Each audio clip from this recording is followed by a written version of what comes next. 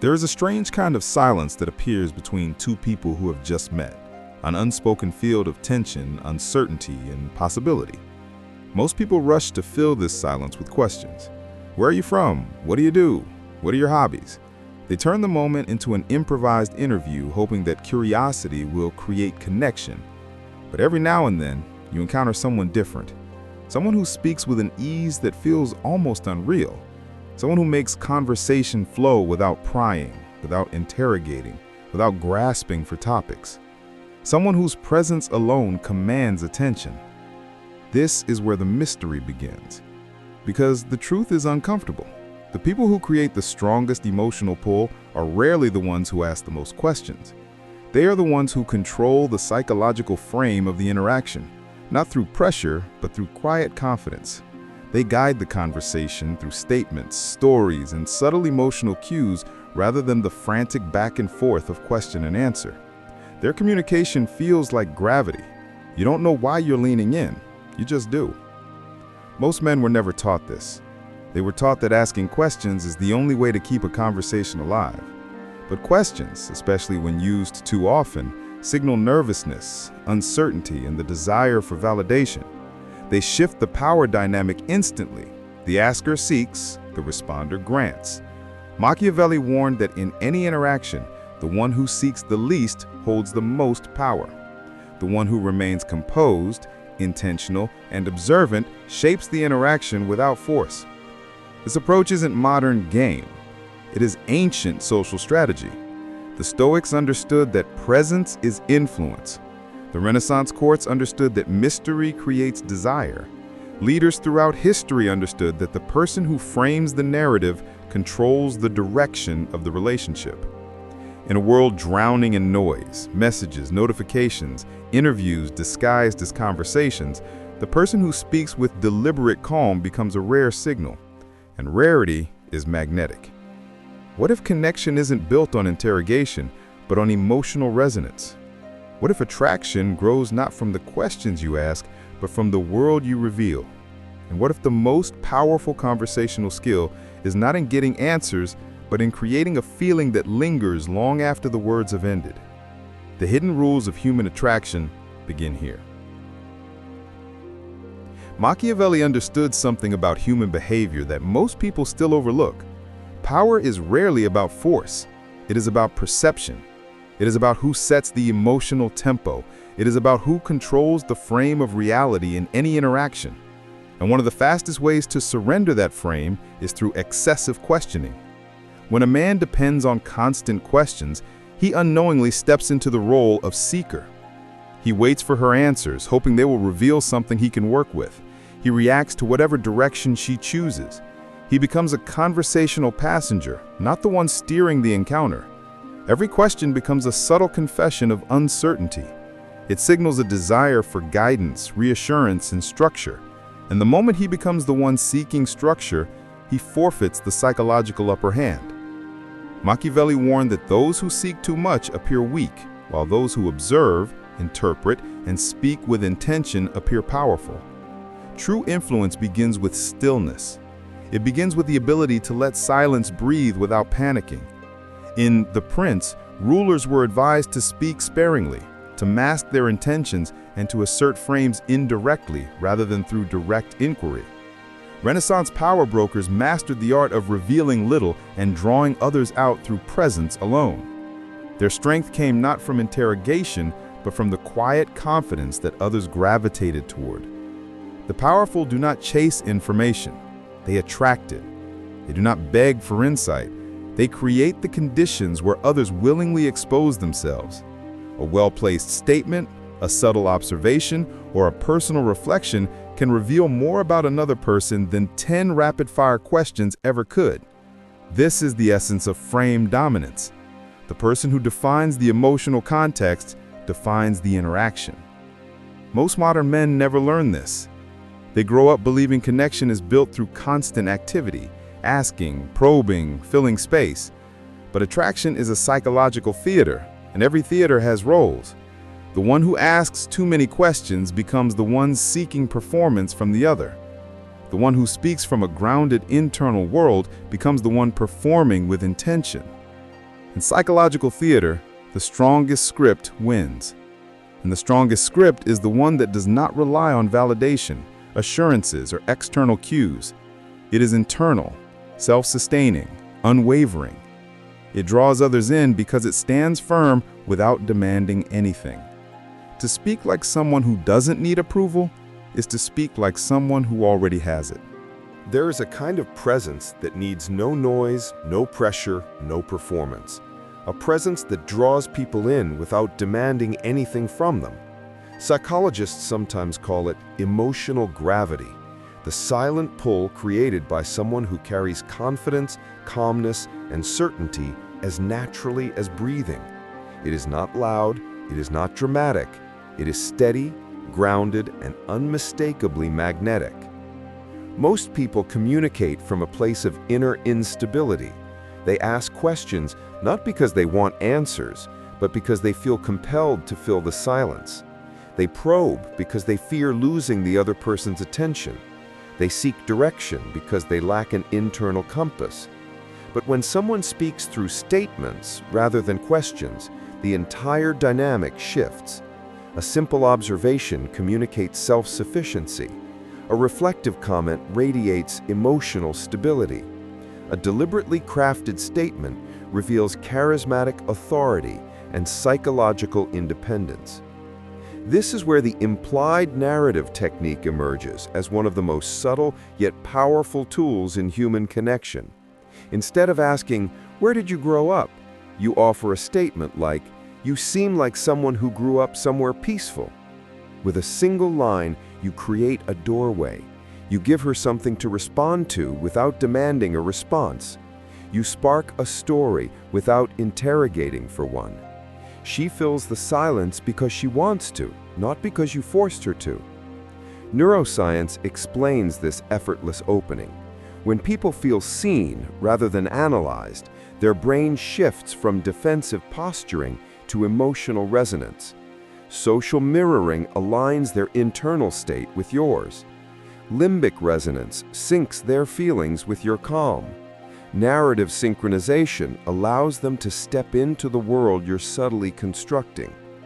Statements activate the brain's interpretation system, the part that processes meaning, emotion, and identity. Questions activate the response system, the part that feels the pressure to perform. Interpretation deepens connection. Response creates tension. This is why those who master emotional gravity never rush to learn about someone. They allow the other person to reveal themselves naturally. They create a psychological environment where self-disclosure feels voluntary, not extracted. The less you try to pull information out of someone, the more they reveal. Since the beginning of civilization, storytelling has shaped the rise and fall of empires, forged identities, and seduced entire cultures. Long before questions became the default form of conversation, people connected through narrative. Leaders didn't probe their followers, they painted visions. Philosophers didn't interrogate their students, they guided them through parables. Even ancient seducers, from poets to kings, relied on narrative presence, not interrogation, to create emotional pull. There is a psychological truth at the core of human interaction. People don't fall for information, they fall for stories. Stories bypass the analytical mind and move straight into the emotional core. They reveal personality without self-promotion, desires without neediness, and depth without pressure. This is where the concept of micro-stories becomes an extraordinary tool. Micro-stories are short, intentional statements that reveal your worldview. They do not seek validation, they do not ask for approval. They simply express something real, something textured, something quietly meaningful. When you say, "I like people who move with calm energy," you reveal your values without lecturing. When you share, "I appreciate conversations that don't feel rushed," you define the emotional pace of the interaction without demanding anything from her. When you remark, "I've always admired women who have their own world," You honor independence while subtly signaling your own standards. Each statement does something questions can never achieve. It anchors your presence. It gives her something to interpret, something to imagine, something to respond to without feeling interrogated. It establishes a frame, your frame, and invites her into it. Psychologists call this anchoring. A simple story or observation becomes the emotional reference point that shapes how she perceives you. People remember stories far longer than answers to questions. They remember how those stories made them feel, the images they created, and the atmosphere they evoked. In dating, this is powerful because attraction is rarely about logic. It is about emotional resonance. A question demands a reply. A story inspires a feeling, and feelings are where attraction lives.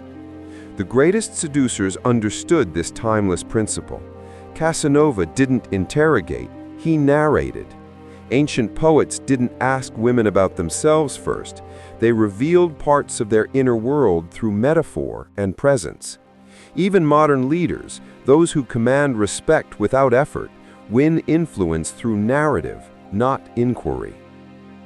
Because in the end, a woman doesn't fall for the questions you ask. She falls for the emotional world you make her feel. There is a quiet, almost invisible pattern woven into every interaction with powerful people. They speak differently, not louder, not faster, and not more intelligently, just differently. Their communication rests on a foundation of certainty, autonomy, and psychological self-possession. And one of the most telling signs of this difference is the absence of question-heavy speech. High-status individuals instinctively avoid asking too many questions because questions reveal need. They reveal a desire for approval, for information, for validation, for guidance. A man who constantly questions is a man waiting to be directed. But a leader, a true leader, positions himself as the source of direction. He speaks in statements, not pleas. He frames reality instead of asking for it to be handed to him. This is not arrogance. It is social psychology. It is the subtle art of preserving one's frame, the internal world of meaning that others unconsciously adapt to. When you ask fewer questions and rely more on grounded statements, you send a signal that you are not scanning the environment for cues on how to behave. You are already centered. You are already rooted. And people feel this without being able to explain why. Look at the way Steve Jobs spoke.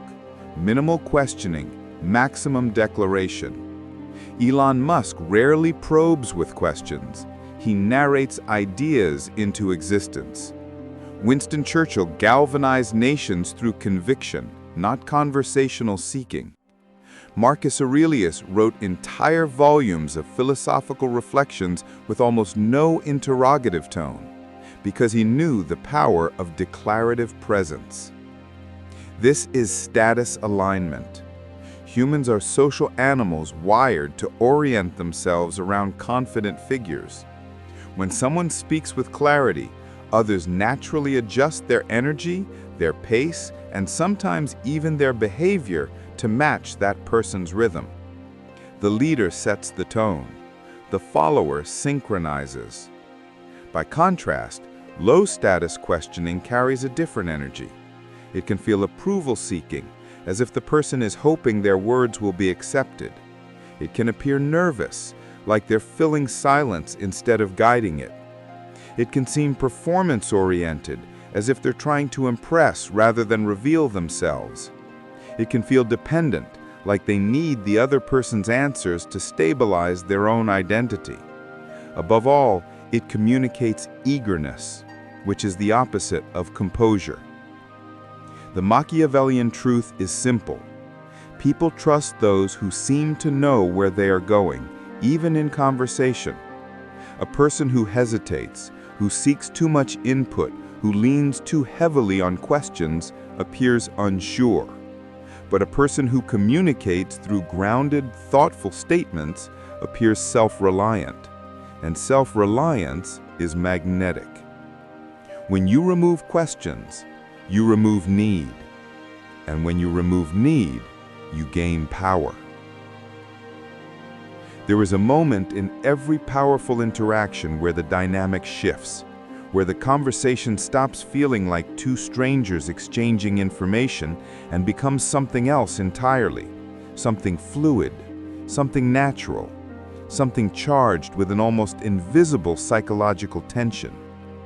This shift happens when one person stops seeking, stops probing, and begins shaping the emotional atmosphere. It happens when the conversation becomes an art form instead of an interview. To reach this level, you need a toolkit, a set of conversational weapons that remove pressure, build emotional resonance, and make the other person feel understood without a single question. These tools work because they speak to a deeper human truth. People are drawn to those who seem perceptive, intuitive, and anchored in their own world. This is the essence of Machiavellian communication, not manipulation for its own sake, but mastery over perception. The first tool is the observation statement. This is where you simply describe what you perceive without seeking confirmation. You give off a very grounded vibe. It is calm, confident, and requires no response, yet it invites one. It communicates that you're attentive without being intrusive. Next are emotional labels. These strike at the core of someone's self-identity. You seem like someone who notices the small details. People instinctively want to validate or clarify emotional labels because they reveal how they wish to be seen. Without asking, you encourage them to open a window into their inner world. Then comes the future projection statement. I can already tell conversations with you don't get boring. This is a subtle psychological stroke. It implies compatibility, creates anticipation, and frames the interaction as naturally evolving. It also removes the need for any question because you're narrating the energy instead of chasing it. The fourth tool is environmental commentary. This place has a calming energy. It's simple, but it grounds the moment and gives you both a shared emotional reference point. It's an indirect invitation to respond without ever asking for one. Finally, there are personality reflections. You strike me as someone who values loyalty. These reflections are archetypal. They tap into timeless human desires, to be seen, to be understood, to be recognized. They're powerful because they bypass cognition and hit directly at identity. Each of these tools does something psychologically profound. They remove conversational pressure, making the interaction feel effortless. They build emotional resonance, creating a sense of familiarity and depth.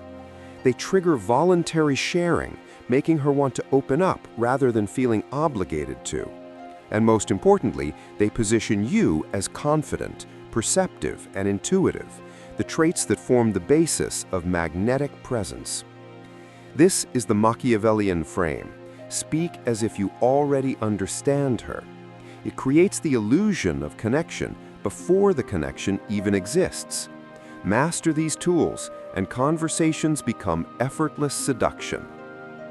There is a thin, almost imperceptible line between influence and manipulation, a line that is easy to cross once you realize how effortlessly people respond to confidence, interpretation, and emotional framing. The danger begins the moment you start believing that perception is reality, and therefore that controlling perception gives you the right to shape another person's emotional world. This is where the philosophy behind not asking questions can shift from a tool of connection into a weapon of control. Machiavellian tactics are powerful because they play on a deep human hunger, the desire to be understood without explanation. When used ethically, these tools create smoothness, comfort, and resonance. but when used with selfish intent, they become something darker. The ability to read someone can easily transform into the urge to manage how they see themselves in your presence. And the moment you start over-managing someone's interpretation of your words, you are no longer communicating, you are orchestrating. This orchestration can create false intimacy, a dynamic where the other person feels a closeness that wasn't earned, a depth that wasn't shared, a connection that lives entirely inside the frame you constructed. Instead of meeting someone as an equal, the manipulator crafts a psychological stage and directs the other person's emotions like an actor in their private play. Even the mysterious persona becomes a mask, a way to hide insecurity behind curated silence and carefully placed statements.